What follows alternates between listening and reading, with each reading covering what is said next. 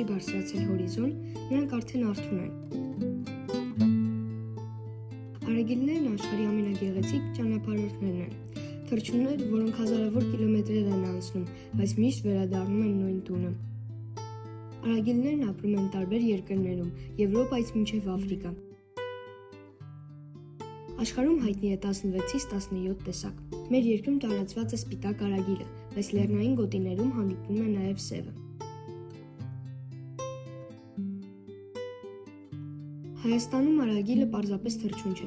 այն ընտանիքի ջերմության ու նոր կյանքի խորհրդանիշ է։ Արարատյան դաշտը դարձել է նրանց հիմնական տունը։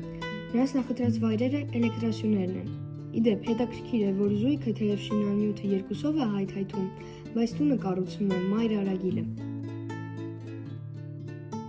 Գրքերում հաստատ տեսել եք, թե ինչպես են արագիլները կանգնած մեկ ոտքի վրա։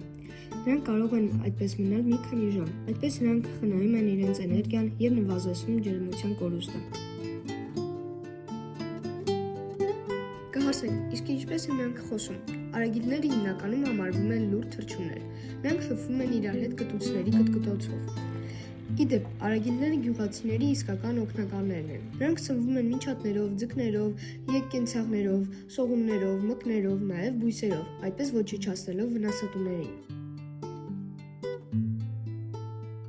Առաջին հայացքից ոչ փոքր այս թռչունները կշռում են 4 կիլոգրամ և ունեն շուրջ 1 մետր երկարություն և գրեթե նույնքան էլ կազմում են նրանց բացված թևերը։ Եվ մի հետաքրքիր փաստ է։ Պատկերացնում եք, մեկ թռիչքով նրանք կարող են անցնել ավելի քան 300 կիլոմետր։ Օրինակ Սահարա անապատը։ Կհարցնեք ինչպես։ Շոկից խուսափելու համար նրանք բարձրանում են մինչև 1500-ից 2000 մետր։ Վերջին տարիներին շատ արագիլներ ձմեռում են Հայաստանում, չլքելով իրենց բույնը։ Այս երազ թռչունների կյանքի տևողությունը 20-ից 30 տարի է։ Որպեսզի նրանք ապրեն երկար, պետք է պահպանել բնությունը և շրջակա միջավայրը։ Եթե մաքուր լինի մեր երկինքը, ջրերն ու մեր հողը, արագիլները միշտ կվերադառնան և կշարունակեն մնալ Հայաստանի պատմության մի մասը։